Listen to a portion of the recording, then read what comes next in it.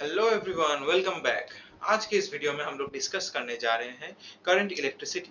तो ये chapter class 10th के बच्चों के लिए इम्पोर्टेंट है बहुत ही ज़्यादा। बट उससे पहले, इलेक्ट्रिसिटी के पहले हम लोग डिस्कस करेंगे about charge. What is charge? Charge मतलब क्या है? It is a property. ठीक है, ये प्रॉपर्टी कहाँ से आ रहा है? हम सभी को पता है कि matter is made up of what? Atoms. तो एटॉमिक स्ट्रक्चर अगर हम लोग देखेंगे कि ये है एक एटम, ठीक है। तो यहाँ पे क्या क्या चीज रहता है? न्यूक्लियस होता है। न्यूक्लियस मतलब क्या? Central portion. सेंट्रल पोर्शन में क्या क्या आता है? प्रोटॉन्स आता है, न्यूट्रॉन्स आता है, ठीक है। और आउटर शेल्स में कौन रोटेट करता है या सॉरी रिवॉल्व करता है? इलेक्ट्रॉन्स, ठीक है। तो इलेक्ट्रॉन्स जो है घूमते रहते हैं, ठीक है। तो चार्ज है क्या चीज? चार्ज है, इसको ऐसे हम लोग बोल सकते हैं, charge is the presence and absence of electrons. किसी जगह पे इलेक्ट्रॉन्स का होना या ना होना हम लोग चार्ज बोलते हैं, ठीक है। इसका मतलब क्या है? मतलब है कि इलेक्ट्रॉन का चार्ज हम लोग कितना जानते हैं? इलेक्ट्रॉन का चार्ज जानते हैं हम लोग -1.6 इंटू 10⁻⁻19 कूलम। अब कूलम क्या है? कूलम है चार्ज का एसआई यूनिट, ठीक है। हम चार्ज को क्यू देके उसको डिटरमाइन करते, मतलब सिंबलाइज करते हैं, ठीक है। जैसे कि हम लोग डिस्प्लेसमेंट को एस देते थे, वेलोसिटी को वी, वैसे ही हम लोग चार्ज को क्यू देके जानेंगे, ठीक है। बट चार्ज है क्या? चार्ज चार्ज तो बोले जा रहा हूँ। चार्ज कुछ नहीं है, जस्ट इलेक्ट्रॉन्स का प्रेजेंस या एब्सेंस है किसी जगह पे, ठीक है। Imagine a bucket full of electrons like this. यहाँ पे मैंने एक बकेट लिया है। बकेट के अंदर कितने इलेक्ट्रॉन्स है? 4 इलेक्ट्रॉन्स है। तो इसका टोटल चार्ज कितना होगा? टोटल चार्ज होगा इलेक्ट्रॉन का जो चार्ज है इंटू 4, क्योंकि यहाँ पे 4 इलेक्ट्रॉन्स है। यहाँ पे 4 इंटू इलेक्ट्रॉन्स का एक एक इलेक्ट्रॉन का चार्ज, ठीक है। अब तुम बचपन में शायद ये वाला इक्वेशन देखे होगे, जो किसी पार्टिकल में से, मतलब सॉरी कोई एटम में से अगर एक इलेक्ट्रॉन निकल जाता है तो वो क्या हो जाता है? ऐसे लिखा जाता है, वो एटम का नाम, मतलब एलिमेंट का नाम, उसके ऊपर एक चार्ज का सिंबल देते हैं हम लोग। फिर ऐसे होता है Cl plus E minus Cl minus, ऐसा होता है। इसका मतलब क्या होता है?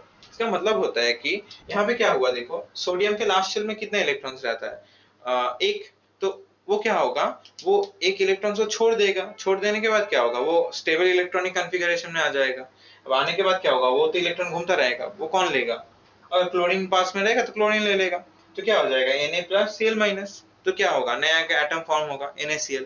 लेकिन वो तो केमिस्ट्री का पार्ट है। But today we are going to discuss about the electricity chapter, ठीक है। तो यहाँ पे मैंने ऐसा क्यों लिखा है? ऐसा लिखा है क्योंकि एक चीज तुम्हें समझाने के लिए कि देखो, अगर इलेक्ट्रॉन किसी में से निकल जाता है तो क्या होगा? वो खुद पॉजिटिव बन जाता है।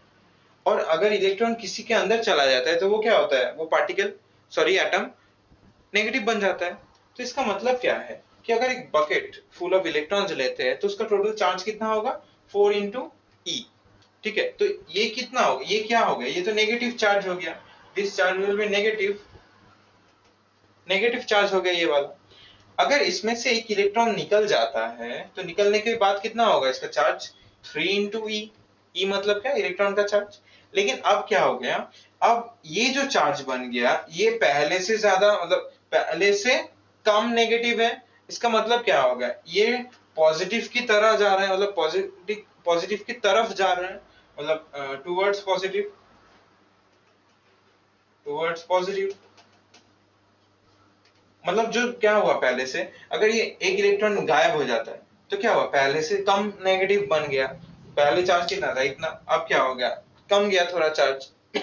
So it is going towards the positive portion. अब एक बॉडी में से, मतलब एक बॉडी में कितना चार्ज होता है? कितने तरह का चार्ज होता है? सिर्फ दो तरह का चार्ज होता है, एक पॉजिटिव चार्ज और एक नेगेटिव चार्ज। तो इसी को एक्सप्लेन करने के लिए मैं ये तुम्हें समझाया कि हम लोग नेगेटिव चार्ज कब बोलेंगे? जब इलेक्ट्रॉन खुद प्रेजेंट होगा हम लोग उसे नेगेटिव चार्ज बोलेंगे, ठीक है। और अगर कहीं जगह में से इलेक्ट्रॉन निकल गया तो ये क्या हो गया? इस जगह में ये हो गया कि ये पॉजिटिव चार्ज हो गया, ठीक है। तो पॉजिटिव चार्ज को हम लोग क्या समझेंगे? Absence of electron.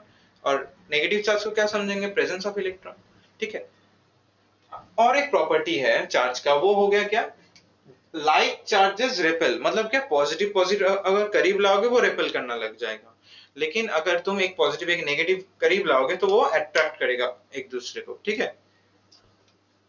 So what is the SI unit of charge? SI unit of charge is coulomb, ठीक है। कूलम तो एक ऐसा यूनिट है, इससे कम भी यूनिट होता है, माइक्रो कूलम, मिली कूलम, और इससे ज्यादा भी होता है, मेगा कूलम, ऐसा, ठीक है। Now what is the amount, यहाँ पे एक छोटा सा क्वेश्चन लिखा जाता है कि what is the total charge of a body, एक बॉडी का टोटल चार्ज कितना होता है। अब ये देखो, मैंने थोड़ा छोटा छोटा सा करके कागज का टुकड़ा लिया है हाथ में। अब ये एक स्केल है, ठीक है। अब इस स्केल को क्या करेंगे हम लोग, ऐसे सिर में रब करेंगे जोर जोर से, ठीक है। अब ये रब करने से क्या हो रहा है, रब करने से जो हो रहा है, मेरे सिर में से जो इलेक्ट्रॉन्स है वो स्केल के अंदर जा रहा है, मतलब इलेक्ट्रॉन्स ट्रांसफर हो रहे हैं एक दूसरे के मतलब पोजीशन से। अब ये देखो ऐसे धीरे धीरे करके लटक रहा है ये। इसको और ज्यादा चार्ज करेंगे ऐसे बहुत जोर से, तो और भी ज्यादा इलेक्ट्रॉन्स ऐसे मूव करेगा, कैसे उड़ गया चारों तरफ सारे कागज का टुकड़ा। तो अभी हम लोग इस एक्सपेरिमेंट के बाद हम लोग क्या करेंगे, हम लोग एक बॉडी में से टोटल जो चार्ज है उसको कैलकुलेट करेंगे। मतलब क्या हुआ, मैंने जो अभी ये स्केल को चार्ज किया तो ये कितना चार्ज हुआ, मतलब what is the total charge of the body. Okay, the total charge of the body is capital Q. Capital Q मतलब हुआ कि ये एक अगर स्केल है तो ये स्केल का टोटल चार्ज हो गया क्यू। अब क्यू मतलब क्या है, क्यू मतलब है कि जो पूरा जितना छोटे छोटे छोटे छोटे चार्जेस है। अब छोटा छोटा चार्जेस मतलब क्या, इलेक्ट्रॉन्स। तो the total number of electrons present in the body is the total charge of the body. तो यहाँ पे मैंने एक चीज लिखा है प्लस माइनस एन इंटू ई। अब एन इंटू ई मतलब क्या, एन इज अ इंटीजर, मतलब 2 electron, 3 electron, 4 electron, 5 electron, any number of electrons. और प्लस माइनस मैंने क्यों लिखा है, plus minus denotes that, plus and minus denotes the deficit or excess of electrons।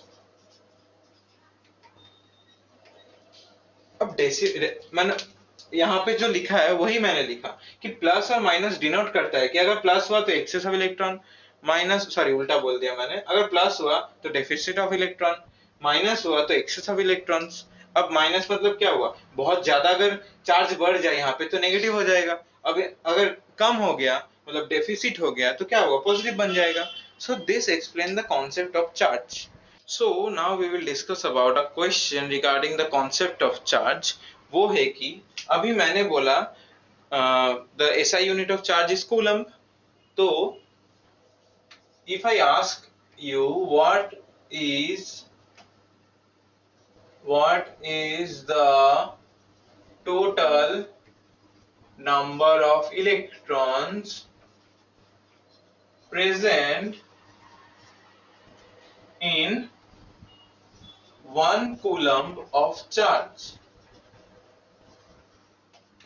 मतलब अभी तो मैंने बोला कि SI unit of charge is coulomb.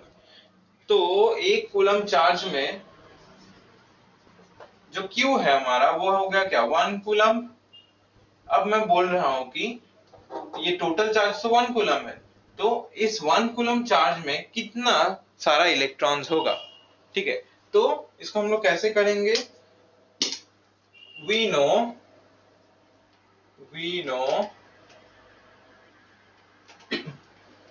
Q equals to N into E। Okay, N into E। अब मैं सिंबल क्यों नहीं लिखा यहाँ पे, क्योंकि हमें इलेक्ट्रॉन का नंबर निकालना है। तो प्लस माइनस तो चार्ज में होता है, इलेक्ट्रॉन के नंबर में तो नहीं होता। मैं तो ऐसे बोल नहीं सकता कि माइनस ये इलेक्ट्रॉन है, मतलब कितना इलेक्ट्रॉन कम है ये बोल सकता हूँ, लेकिन ये जो नंबर ऑफ इलेक्ट्रॉन है वो तो n है, वो तो एक इंटीजर है, ठीक है। तो यहाँ पे हम लोग लिखेंगे कि चार्ज कितना है, 1 कूलम्ब, और यहाँ पे n इंटू ई। अब हमें E का मान पता है, E equals to what, E equals to -1.6 into 10 to the power -19 coulomb.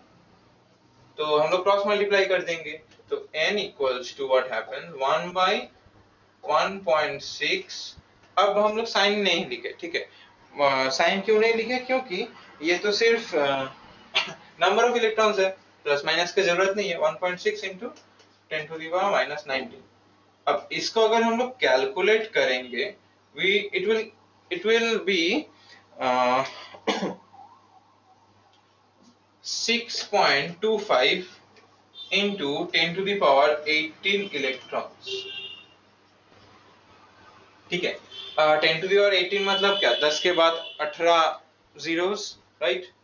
तो इतना सारा इलेक्ट्रॉन्स अगर कम होगा या ज्यादा होगा तब हम लोग 1 कूलम चार्ज बोल सकते हैं। That means what, the total number of electron present in 1 coulomb of charge is 6.25 into 10 to the power 18 electrons। ये तो हो गया हमारा कॉन्सेप्ट ऑफ चार्ज के ऊपर एक क्वेश्चन। अब चार्ज तो मैंने बोला कि इलेक्ट्रॉन का नंबर है वही जो चार्ज है, ठीक है, नंबर ऑफ इलेक्ट्रॉन मतलब ही चार्ज। तो हम लोग तो करंट इलेक्ट्रिसिटी पढ़ने आए थे, तो चार्ज लेके बात क्यों किया, क्योंकि अभी हम लोग डिस्कस करेंगे द कॉन्सेप्ट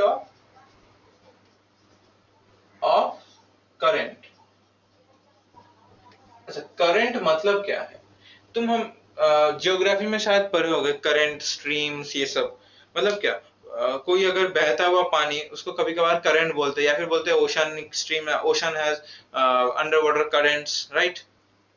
तो करंट मतलब कुछ नहीं, करंट मतलब होता है the flow of the flow of charge. हमने जो चार्ज का कॉन्सेप्ट अभी डिस्कस किया वो क्या है, वो तो स्टैटिक है, मतलब एक जगह पे था, राइट। बट करंट क्या चीज है, करंट होता है अगर वो चार्ज मूव करने लग जाता है, दैट इज करंट।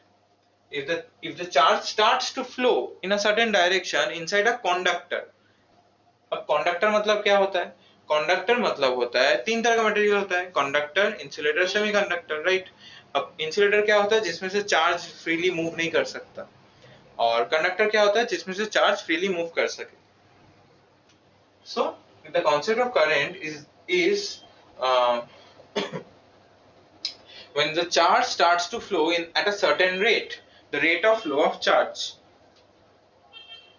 अब करंट का जो सिंबल है उसको हम लोग ऐसे I दे के लिखते हैं, ठीक है। That means what, I equals to Q by T। ये हो गया हम लोग का पहला फॉर्मूला। अब I equals to Q by T, इसका मतलब क्या हो गया, Q का मतलब क्या था, Q equals to N into E, N into E by T। ये हो गया हम लोग का क्या, करंट का और एक formula. This means what, this means the total current flowing inside a conductor is the total number of electrons passing through the conductor at a certain time। मतलब एक certain time में अगर n number of electrons एक conductor में move करे, समझो कि ये एक कंडक्टर है, ठीक है, यहाँ से यहाँ मूव कर रहा है इलेक्ट्रॉन्स, ये इलेक्ट्रॉन मूव कर रहा है ऐसे डायरेक्शन में, तो इसी को हम लोग बोलेंगे द फ्लो ऑफ करंट। अच्छा, what is the unit of current? Unit of current, the unit of current is ampere। ठीक है, AMPERE, एम्पियर, जिसका सिंबल हम लोग देंगे A बोल के ऐसा। अब एम्पियर, ये कूलम्ब, ये सब साइंटिस्ट लोग का नाम था। जैसे कि करंट का जो नाम है, मतलब करंट का जो यूनिट है, ये आंद्रे एम्पियर बोल के एक साइंटिस्ट था, उसके नाम के ऊपर दिया गया है, ठीक है। नाउ व्हाट इज 1 एम्पियर, मतलब अभी तो हम लोग कूलम पढ़े थे, 1 कूलम। अब एम्पियर मतलब क्या है, मतलब एम्पियर तो यूनिट हो गया, तो 1 एम्पियर 2 एम्पियर ऐसे करके होगा करंट का वैल्यू। तो 1 एम्पियर मतलब क्या होता है, इसका मतलब है कि when 1 coulomb of charge, 1 coulomb of charge I equals to Q by T। मतलब क्या हो गया, एम्पियर यूनिट मतलब कूलम पर टाइम, राइट, और 1 एम्पियर मतलब क्या, 1 कूलम पर 1 सेकेंड। ऐसे करके हम लोग डिराइव करेंगे इसका डेफिनेशन। वो हो गया कि 1 ampere of current which flows in a conductor is the amount of charge, मतलब 1 coulomb of charge flowing through the conductor, flowing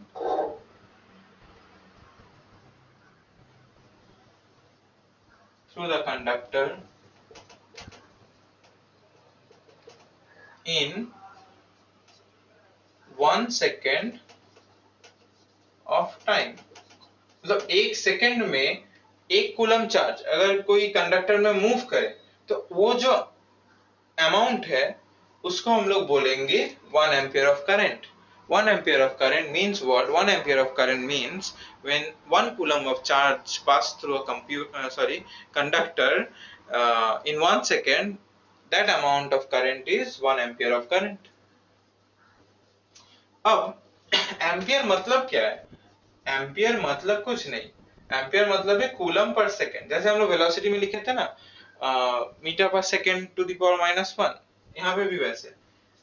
क्यों? एक्सपोनेंट में हम लोग सीखे थे कि 1 बाई समथिंग, मतलब 1 बाई अगर a लिख दिया तो इसको हम लोग लिख सकते हैं a टू द पावर -1, ऐसे लिख सकते हैं हम लोग। तो एम्पियर इक्वल्स टू करंट पर second, sorry coulomb per second, ठीक है। तो ये हो गया हम लोग का कॉन्सेप्ट ऑफ करंट। लेकिन यहाँ पे और एक क्वेश्चन है, कि ये तो मैंने अभी बोला कि 1 कूलम ऑफ चार्ज अगर 1 सेकंड में मूव करे, इसका मतलब कितना सारा इलेक्ट्रॉन मूव करेगा? This means that 6.25 into 10 to the power 18 electrons, इतना सारा इलेक्ट्रॉन अगर कंडक्टर में से मूव करेगा तो इसको हम लोग बोलेंगे 1 एम्पियर ऑफ करंट। चीज है कि ये जो करंट है सिर्फ ये कंडक्टर के अंदर ही ऐसे इलेक्ट्रॉन्स की तरह फ्लो करता है, और इलेक्ट्रोलाइट या फिर गैसियस स्टेट में ये आयंस की तरह फ्लो करता है, ठीक है। जैसे कैटायन हो गया या एनायन हो गया, उसके बारे में हम लोग बाद में बात करेंगे। Now we will discuss about the concept of potential and potential difference, ठीक है। Potential and potential difference.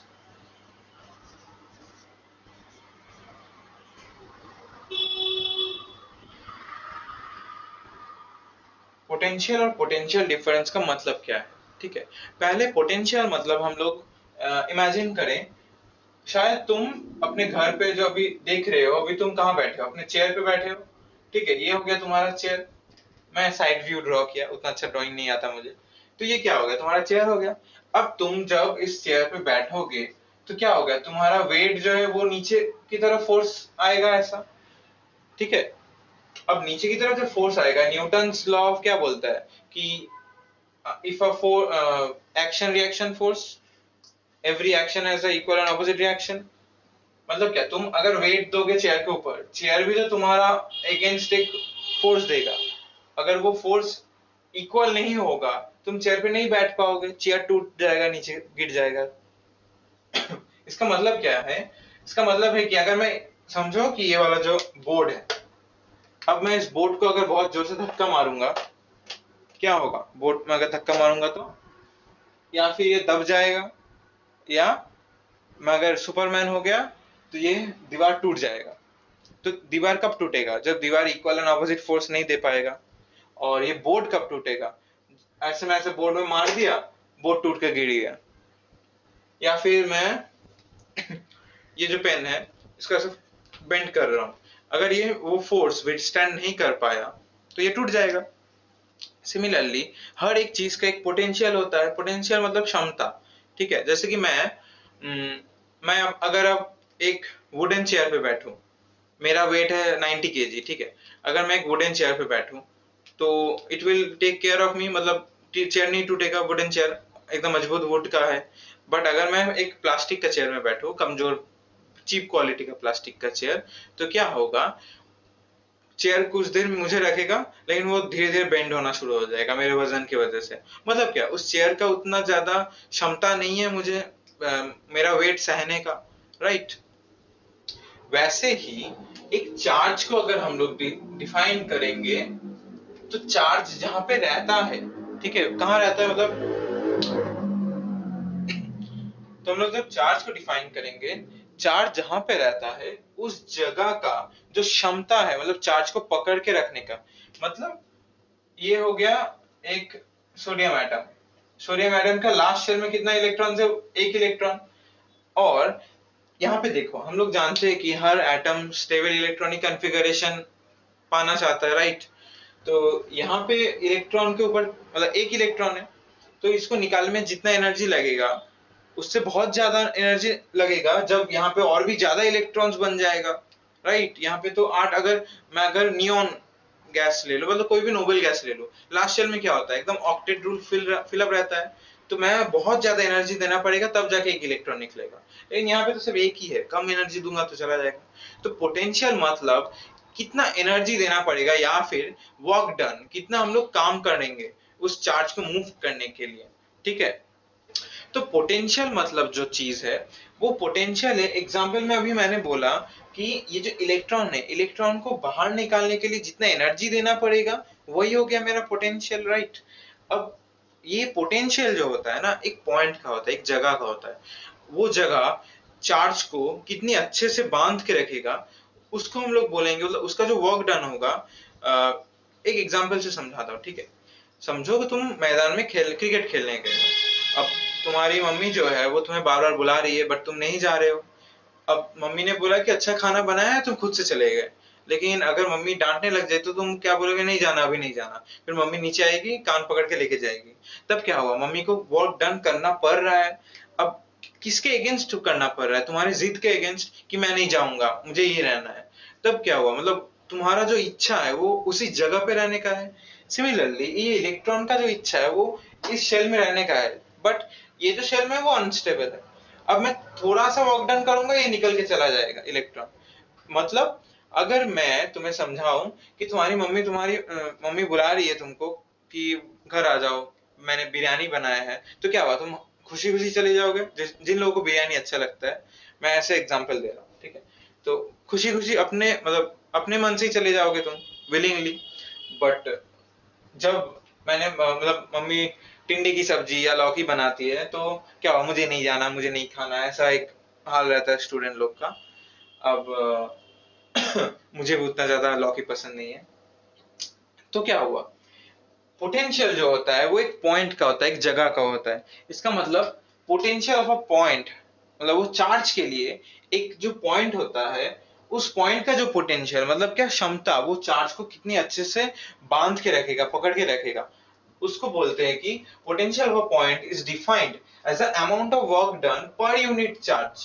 पर यूनिट चार्ज मतलब चार्ज का एक यूनिट, मतलब यूनिटी वन। एक यूनिट चार्ज को अगर मैं उस जगह से लेके कुछ और जगह पे लेके जाऊं, या फिर एक चार्ज को, यहाँ पे देखो एग्जांपल है, मैं एग्जांपल देके समझाता हूं। अगर मैं ये क्यू चार्ज, ठीक है, ये क्यू चार्ज को इंफिनिटी, मतलब बहुत दूर है, अब बहुत दूर से लेके मैं अगर इस पॉइंट पी पे लाऊं, ठीक है, पॉइंट पी मतलब क्या? समझो कि मेरे ये उंगली के बीच में एक चार्ज है। अब ये चार्ज को मैं यहां से खींच के लेके यहाँ पे लाना चाहता हूँ। अब क्या हुआ? मैं तो खींच के ला रहा हूँ, तो मुझे क्या करना पड़ेगा? काम करना पड़ेगा, वर्क डन करना पड़ रहा है, राइट? वर्क डन कहाँ पे करना पड़ रहा है कि ये जो चार्ज है यहाँ पे था, तो यहाँ पे जब था, मतलब क्या, यहाँ का एक जो क्षमता है, मतलब पोटेंशियल है उस चार्ज को पकड़ के रखने का, वो बहुत ज्यादा था। अब मैं इसको ऐसे खींच के लेके आ रहा हूँ, तो क्या कर रहा हूँ? मैं काम कर रहा हूँ। तो क्या हुआ? पोटेंशियल मतलब एक पॉइंट का, मतलब ये जो पॉइंट था, यहाँ पे जो चार्ज था, इस पॉइंट का जो पोटेंशियल था वो क्या था? वो हो गया the amount of work done. मैंने जितना काम किया ये चार्ज को, मतलब ये यूनिट पॉजिटिव चार्ज को यहां से लेके, मतलब इंफिनिटी से लेके यहाँ पे जो अगर ले आऊं, ठीक है? ये एक एग्जांपल देके समझते हैं, ठीक है? ये क्या है? ये क्यू चार्ज है, ठीक है, यूनिट पॉजिटिव टेस्ट चार्ज। ये मिटा देता हूं। क्या हो गया? क्यू हो गया एक यूनिट पॉजिटिव टेस्ट चार्ज, मतलब क्या? यूनिट मतलब 1 plus positive unit test charge. Test मतलब क्या? हम एक काम करने जा रहे हैं तो इसके लिए हम लोग इसको टेस्ट बोल दिए, ठीक है? नाउ व्हाट हैपेंस, अगर मैं सॉरी, अगर मैं इस चार्ज को यहां से लेके इस पी पॉइंट तक लाऊं, ठीक है, P पॉइंट यहां से लेके यहां तक ये P पॉइंट पे लाऊं तो क्या होगा, यहां से मुझे W amount of work done करना पड़ रहा है, राइट। मतलब इस पॉइंट का जो पोटेंशियल है, ये जो P पॉइंट का पोटेंशियल है, ये P पॉइंट का पोटेंशियल क्या हो गया, मैं इंफिनिटी से बहुत दूर से एक चार्ज को इस P पॉइंट पे ला रहा हूं। तो ये P पॉइंट का जो पोटेंशियल है, क्षमता है इस चार्ज को पकड़ के रखने का, वो क्या हो गया, वो हो गया ये V नाम दे दिया मैंने इसको, ठीक है। मतलब V मतलब हो गया पोटेंशियल का सिंबल V, राइट। अब V का मान कितना हो गया, V का वैल्यू कितना हो गया, what will be the amount of potential, इस जगह का पोटेंशियल कितना होगा। अभी मैंने बोला कि work done per unit charge, work done मतलब क्या, W amount of work done किया मैंने, और चार्ज कितना है मेरा Q, तो मेरा पोटेंशियल का डेफिनेशन बन जाता है कि W/Q, ये हो गया मेरा पोटेंशियल का डेफिनेशन, राइट। अब एक मैं कॉन्सेप्ट तुम लोग के साथ डिस्कस करूंगा, ज्यादातर बुक में दिया नहीं जाता है, ठीक है, कि पोटेंशियल पॉजिटिव होता है या नेगेटिव होता है और कब कौन सा होता है। अब देखो, मैंने फर्स्ट में समझाया था कि पॉजिटिव पॉजिटिव क्या होता है, पॉजिटिव चार्ज क्या होता है, रेपेल करता है, ऐसा मतलब लाइक चार्जेस रेपेल। अब अनलाइक चार्जेस हुआ तो क्या होगा, ये रेपेल नहीं करेगा, ये उल्टा हो जाएगा, अट्रैक्ट करेगा। अब देखो यहाँ पे मैंने क्या लिख दिया, यूनिट पॉजिटिव टेस्ट चार्ज। यहाँ पे मैं क्या दिया, मैं ये बोला कि ये मेरा है एक charged body, this is my charged body, ये चार्ज बॉडी है, ठीक है। अब ये चार्ज बॉडी कितना चार्ज है इसका, इसका एक plus Q amount of charge है। अब देखो, जब मैं पॉजिटिव चार्ज को पॉजिटिव की तरफ लाऊंगा, क्या होगा, मुझे ज्यादा वर्क डन करना पड़ेगा। अगर मम्मी मुझे मैदान से घर लाना चाहती है तो मम्मी को कितना वर्क डन करना पड़ेगा, ज्यादा करना पड़ेगा। अगर मेरा मनपसंद खाना या फिर कुछ अच्छा चीज नहीं हुआ होगा तभी मुझे ज्यादा वर्क डन करना पड़ेगा, तब क्या होगा, ये वर्क डन जो होगा ये बहुत ज्यादा होगा। अगर मैं अब ये चार्ज को नेगेटिव बोल दिया, चार्ज बॉडी को, या फिर ये इसको नेगेटिव बोल दिया, बट मैं इसको पॉजिटिव बोलूंगा क्योंकि मैं टेस्ट कर रहा हूं तो टेस्ट पॉजिटिव चार्ज ले रहा हूं, ठीक है। अगर मैं चार्ज बॉडी मतलब एक इन्फ्लुएंशियल पार्ट है, ये मतलब इन्फ्लुएंस कर रहा है, ठीक है, ये चार्ज बॉडी की तरफ मैं लाना चाहता हूं तो वर्क डन क्या होगा, बहुत ज्यादा आसान बन जाएगा मेरा वर्क डन।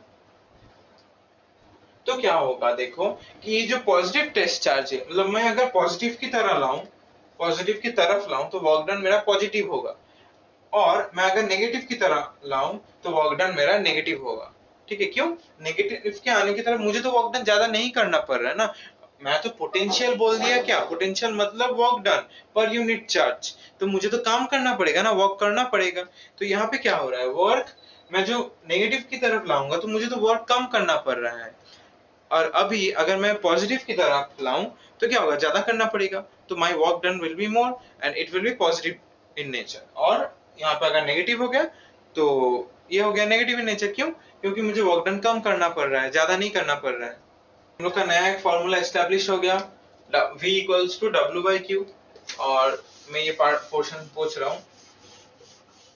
अब हम लोग जो डिस्कस करने जाएंगे वो होगा एक छोटा सा पार्ट। देखो V इक्वल्स टू क्या हो गया, W/Q, मतलब पोटेंशियल, एक पॉइंट का पोटेंशियल हो गया work done per unit charge. अब मैं अगर तुम्हें बता दूं कि ये पॉइंट का पोटेंशियल पहले से ही मैं भी बता दिया, ठीक है, मतलब आई नो दिस क्वांटिटी, तो क्या हुआ, मुझे यहां से एक चार्ज है Q बोल के, Q चार्ज यहां से लेके यहां पे लाऊंगा मैं, तो मुझे कितना वर्क डन करना पड़ेगा, मतलब what will be my work done. Simple, जब जस्ट इसको घुमा दूंगा, मतलब W इक्वल्स टू VQ, मतलब इस जगह का potential multiplied by the charge of this, ठीक है। ये एक छोटा सा पार्ट है, और एक पोर्शन है वो हो गया पोटेंशियल डिफरेंस। अब पोटेंशियल डिफरेंस मतलब क्या, डिफरेंस मतलब सभी को पता है कि A माइनस बी, मतलब दोनों का सब्सट्रैक्शन होगा।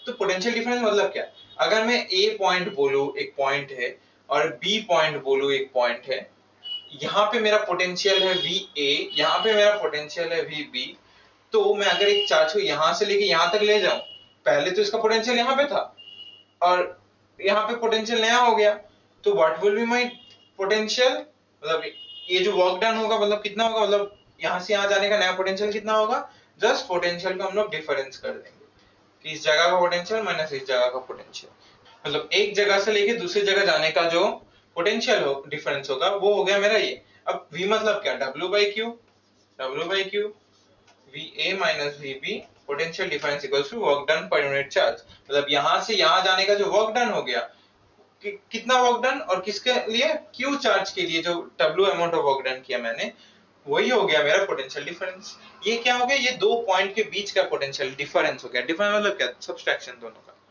ठीक है।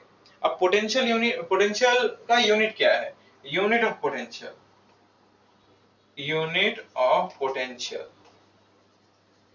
पोटेंशियल और पोटेंशियल डिफरेंस का दोनों यूनिट सेम होता है दोनों का, दैट इज वोल्ट्स, ठीक है। अब वोल्ट मतलब क्या, work done per unit charge. अब वर्क डन का यूनिट क्या हो गया, वर्क डन का यूनिट हो गया जूल, और चार्ज का यूनिट क्या होगा, कूलम। तो पोटेंशियल मतलब हो गया, मतलब वोल्ट मतलब वन हो गया, 1 वोल्ट इक्वल्स टू, जब 1 जूल ऑफ वर्क डन करते हैं हम लोग 1 कूलम ऑफ चार्ज को मूव करने के लिए, तब। मतलब एक क्वेश्चन मैं देता हूं, या फिर एक डेफिनेशन भी बोल सकते हैं हम लोग इसको, कि व्हाट इज 1 वोल्ट। मतलब 1 वोल्ट कब होता है, 1 volt when 1 joule of work is done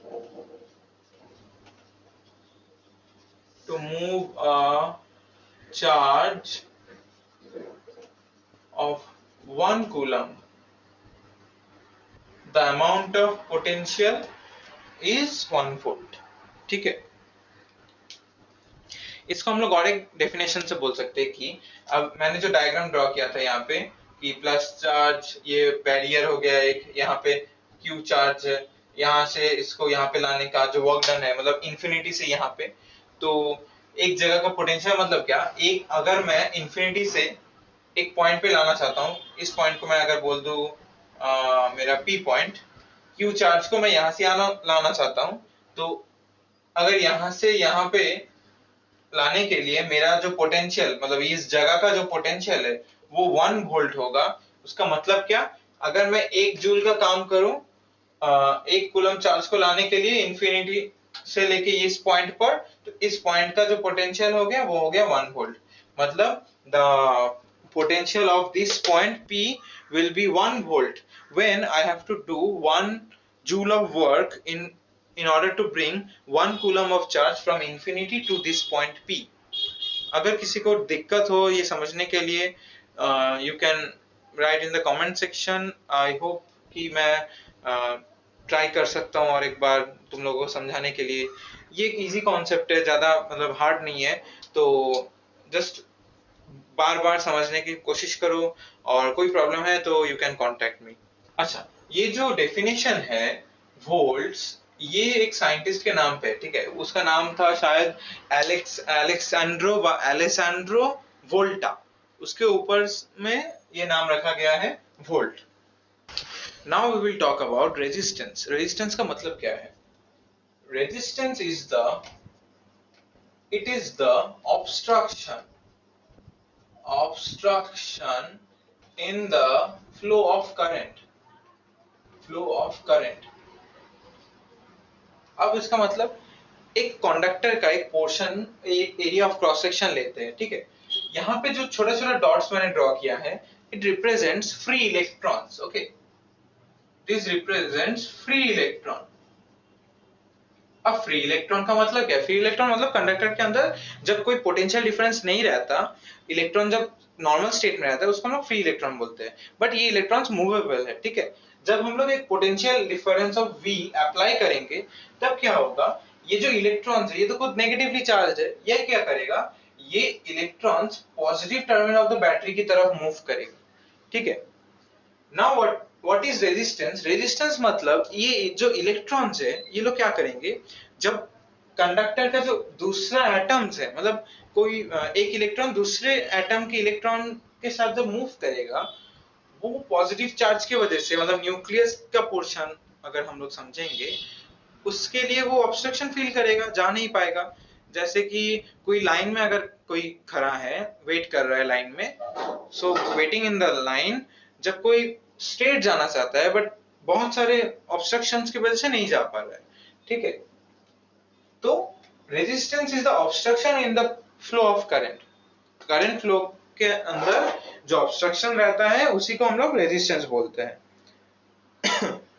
अब what is Ohm's law? Ohm's law states that the amount of current flowing through the conductor is directly proportional to the potential difference applied across it। मतलब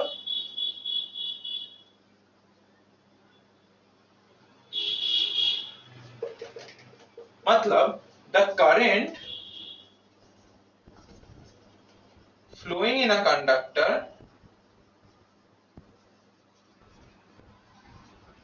is directly proportional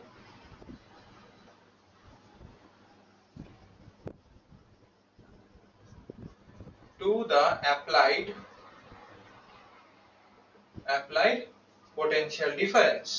जितना potential difference apply किया उतना ही current flow है, मतलब V directly proportional to I। जितना current flow करेगा उतना ही पोटेंशियल डिफरेंस देना पड़ेगा, या फिर जितना पोटेंशियल डिफरेंस दिया उतना ही करंट फ्लो करेगा, ठीक है।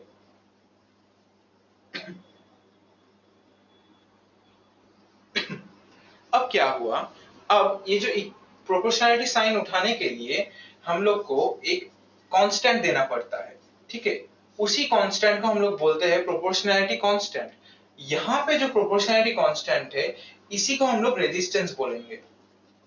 रेजिस्टेंस मतलब R इक्वल्स टू क्या हुआ, V बाई I, ठीक है। अब अगर हम लोग ये रेजिस्टेंस को प्लॉट करेंगे किसी ग्राफ में, ऐसा, ठीक है, ऐसे ग्राफ में अगर प्लॉट करेंगे, ये ओरिजिन पॉइंट, यहाँ पे वोल्टेज, यहाँ पे करंट, तो वो एक स्ट्रेट लाइन फॉलो करेगा, ठीक है। मतलब जितना हम लोग पोटेंशियल बढ़ाएंगे उतना करंट भी बढ़ेगा, ओके। इसका मतलब क्या, अगर अगर इफ करंट 1 एम्पियर फ्लो करेगा, इफ 1 एम्पियर ऑफ करंट और I इक्वल्स टू 1 हो गया, तो उसका मतलब क्या हुआ, V इक्वल्स टू R। जितना पोटेंशियल रहेगा उतना ही रेजिस्टेंस होगा, या फिर resistance of the conductor will be numerically equal to the potential difference applied. मतलब जब करंट 1 हो जाएगा, 1 हो जाएगा, तो जितना पोटेंशियल रहेगा उतना ही हम लोग रेजिस्टेंस को न्यूमेरिकली इक्वल बोल सकते हैं, ठीक है। अब यूनिट ऑफ रेजिस्टेंस क्या हुआ, unit of resistance, the unit of resistance is ओम।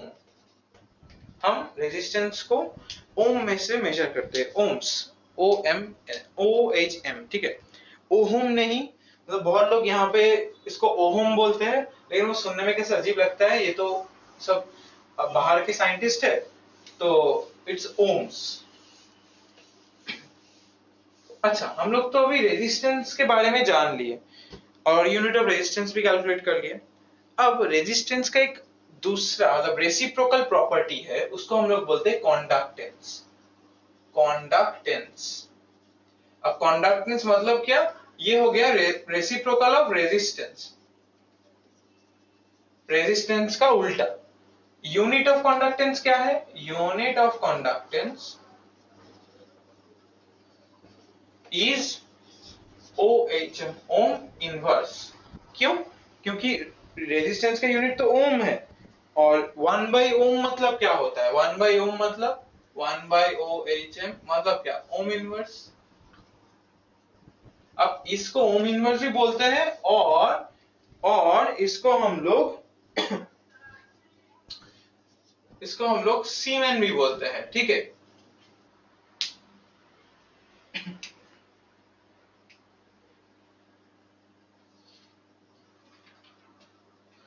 अच्छा, there is one limitation of Ohm's law। Ohm's law का एक लिमिटेशन है, ठीक है। ये लिमिटेशन क्या है ओम्स लॉ का? ओम्स लॉ तभी वैलिड होगा, the Ohm's law will be valid only when the temperature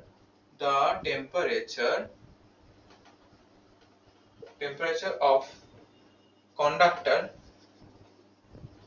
will remain same,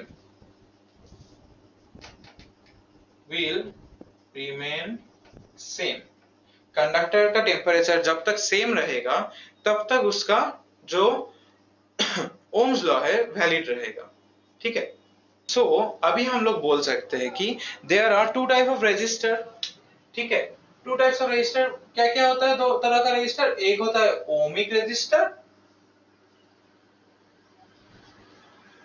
एक होता है non ohmic resistor.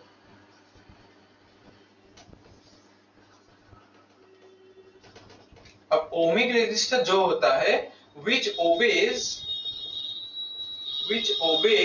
Ohm's law,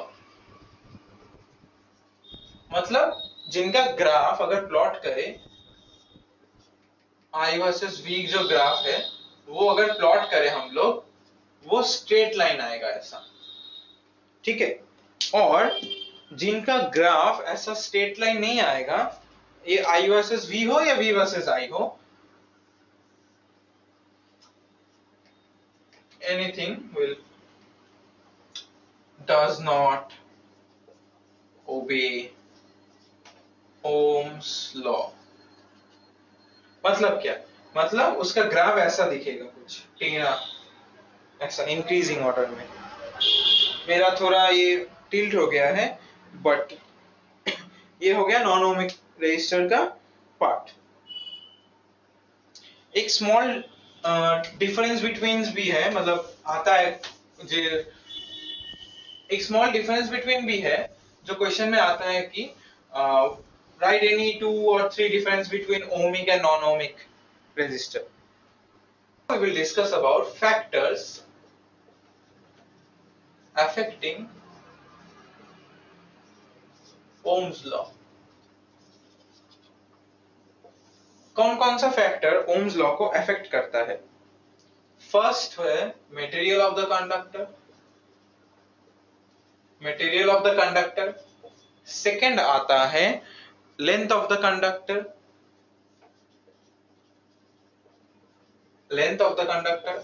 third आता है cross sectional area of the conductor, मतलब एरिया ऑफ द कंडक्टर, और जो आता है वो आता है टेम्परेचर ऑफ द कंडक्टर। अब इन चार मतलब फैक्टर्स को लेके हम लोग एक नया चीज इंट्रोड्यूस कर सकते हैं, उसको हम लोग बोलेंगे स्पेसिफिक रेजिस्टेंस या फिर रेजिस्टिविटी। स्पेसिफिक रेजिस्टेंस और रेजिस्टिविटी। अभी हम लोगों ने बोला कि रेजिस्टेंस डिपेंड्स अपॉन लेंथ, मतलब directly proportional to the length, ठीक है। जितना लेंथ ऑफ द कंडक्टर बढ़ेगा रेजिस्टेंस भी बढ़ेगा। तुम लोग ऐसे सोचो कि लेंथ को अगर हम लोग बहुत ज्यादा इंक्रीज कर देते हैं तो क्या होगा? इलेक्ट्रॉन्स को बहुत ज्यादा पाथ कवर करना पड़ेगा, बहुत ज्यादा ऑब्स्ट्रक्शंस आएगा उसके बीच में ट्रेवल करने के लिए, तो करंट क्या होगा? फ्लो करने में प्रॉब्लम होगा, तो लेंथ बढ़ने से रेजिस्टेंस बढ़ेगा, ठीक है। Material of the conductor depend करता है कौन सा मटेरियल से बना है वो, सिल्वर, कॉपर, इसके वजह से भी। अच्छा, एरिया मतलब क्या? ये क्रॉस सेक्शन मतलब थिकनेस ऑफ द वायर, ठीक है। जैसे कि सोचो कि ये वाला जो मार्कर है, मार्कर का थिकनेस क्या है? बहुत ज्यादा है। और अगर मैं एक मेरे हेयर की तरह एक वायर ले लूं, छोटा सा पतला सा, तो क्या होगा? उस वायर में छोटा है। अब क्या होता है, क्रॉस सेक्शन एरिया जब ज्यादा होता है, ऑब्स्ट्रक्शंस कम आते हैं इलेक्ट्रॉन्स के लिए, ठीक है। बट वायर जब थिन होता है तब ऑब्स्ट्रक्शंस ज्यादा आते हैं। और टेम्परेचर, अगर टेम्परेचर ज्यादा बढ़ जाता है तो रेजिस्टेंस भी बढ़ जाता है। ये वाला फैक्टर हम लोग जब 12th में फिर से पढ़ेंगे, ये चैप्टर 12th में है अलग से, पूरा इलेक्ट्रिसिटी एक अलग पार्ट है 12th में, तो हम तब इसको डिस्कस करेंगे। तो स्पेसिफिक रेजिस्टेंस को हम लोग इंट्रोड्यूस कैसे करेंगे? रेजिस्टेंस क्या है? लेंथ से डायरेक्टली प्रोपोर्शनल, जितना लेंथ बढ़ेगा लेंथ जितना बढ़ेगा उतना रेजिस्टेंस बढ़ेगा। और क्या है रेजिस्टेंस, एरिया जितना बढ़ेगा रेजिस्टेंस कम होगा। इसका मतलब क्या है, इनवर्सली प्रोपोर्शनल। एरिया जितना बढ़ेगा एज अ होल, ये देखो ये तो फ्रैक्शन फॉर्मेट में मैंने लिखा, तो ये जो जितना बड़ा होगा fraction as a whole, fraction क्या होगा, छोटा होगा। मतलब 1/2 ज्यादा बड़ा है या 1/4? 1/2 is greater than 1/4। 1/4 as a fraction कम होता है, छोटा होता है। तो क्या करेंगे इसका इंट्रोड्यूस ऐसे R is directly proportional to L by A.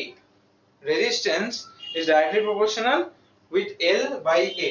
तो इसका इस्तेमाल करके हम लोग ऐसे लिख सकते हैं कि R is equals to rho, ये है proportionality constant, rho L by A। ठीक है, अब रो L by A मतलब क्या, रो हो गया हम लोग का जो प्रोपोर्शनैलिटी कांस्टेंट, इसको हम लोग बोलेंगे स्पेसिफिक रेजिस्टेंस। ठीक है, अब स्पेसिफिक रेजिस्टेंस का मतलब क्या है? स्पेसिफिक रेजिस्टेंस का मतलब है स्पेसिफिक रेजिस्टेंस का मतलब है ये एक प्रॉपर्टी का मतलब ये एक प्रॉपर्टी है। ठीक है, मतलब एक मटेरियल का प्रॉपर्टी, मतलब resistance per unit length of a material is known as specific resistance. तो इसका यूनिट क्या होगा, या फिर मतलब रो का वैल्यू कितना होगा? रो का वैल्यू होगा आर ए बाई एल। ये हो गया हम लोग का स्पेसिफिक रेजिस्टेंस का एक्सप्रेशन। अब यूनिट ऑफ स्पेसिफिक रेजिस्टेंस क्या होगा? Unit of specific resistance, unit of specific resistance ये हो गया रो इक्वल्स टू क्या, आर ए बाई एल। अब इसका हम लोग यूनिट लिख देंगे, ऐसा यूनिट। रेजिस्टेंस का क्या है, ओम। एरिया का क्या है, मीटर स्क्वायर बाय मीटर, तो मीटर मीटर कट जाएगा, क्या हो गया, ओम मीटर। मतलब रो इक्वल्स टू ओमेगा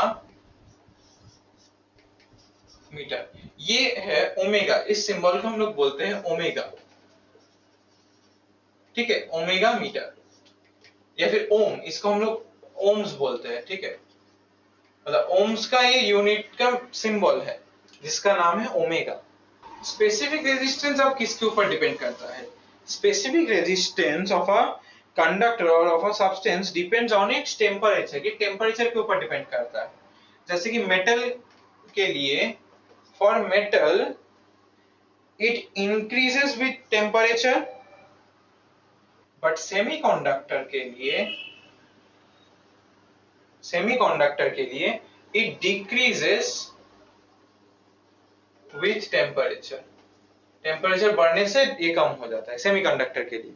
सेमीकंडक्टर क्या चीज है? ये इंसुलेटर और कंडक्टर के बीच में है। मतलब ये इन लोग का प्रॉपर्टी जो है वो आधा कंडक्टर का है, आधा सेमीकंडक्टर का।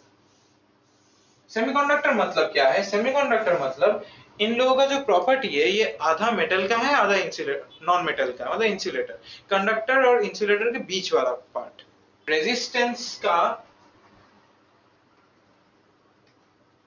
अब हम लोग स्पेसिफिक रेजिस्टेंस का या रेजिस्टिविटी का रेसिप्रोकल जानेंगे।